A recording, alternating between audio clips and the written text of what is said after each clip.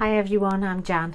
Welcome to my office at All Nations Christian College, and I'd like to just share a few thoughts on a psalm. When I first became a Christian 20 years ago, the first chapter that I got from the Lord that I knew was for me, that jumped out of the page, that I knew he was speaking to me, was Isaiah 54. But I'd like to share from verse 4 with you. It says, "Do not be afraid.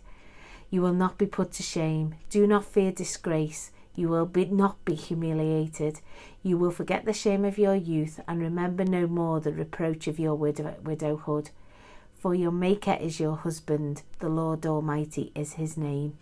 And when I read that, I knew it was for me. I rejected it completely. As a 20-something single woman, I did not want to know that the Maker was my husband. I wanted that to say the Maker will provide you with the perfect husband. But you know, over the last 20 years, I can see that he has, that the Maker is my husband and he has provided the perfect husband for me. Doesn't mean I'm not praying for a husband, but it does mean that I can be content that I have a very, very good husband now. And that leads me on to the psalm. And the psalm I'd like to share is Psalm 45, and it's particularly the Message version. It's a beautiful psalm. It's a wedding song. It's so amazing, you know, that I can look at this and say, I would like a husband like that. But I can look at this and say, I've got a husband like that. You know, that God is my husband. But it talks about the bride as well. And from verses 10 to 12, it says, "Now listen, daughter, don't miss a word.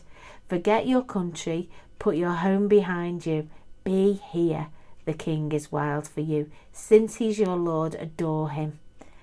And you know, that just that one line, "Be here. The king is wild for you," has just brought so much comfort and joy to me over the years. Today has not been the best day. I can say I've had difficulties and confusions, as you do, and I will be ending it better than it started, let's put it this way. Because I knew I was sharing this with you today, I stopped and said, right, be here. And I stopped in front of the Lord, and the answer I got was, "I'm wild for you. It's gonna be okay." And it just gave me that encouragement to look around and be here, you know, with the green trees and the calling on my life, and the Lord looking at me as his bride and saying, "I'm wild for you." And that gave me the comfort that I needed. I hope it can give you the comfort that you need as well, to just be before the Lord. And I'd like to ask you to just do one thing. Just close your eyes and imagine that you're before Jesus.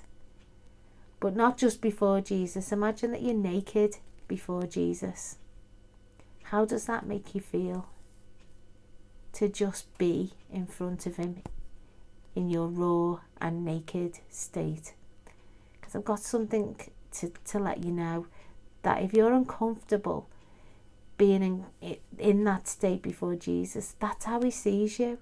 That's how he sees you. He sees you in your complete nakedness. He knows your beginning from your end. He knows you from your inside out, and he is wild for you anyway.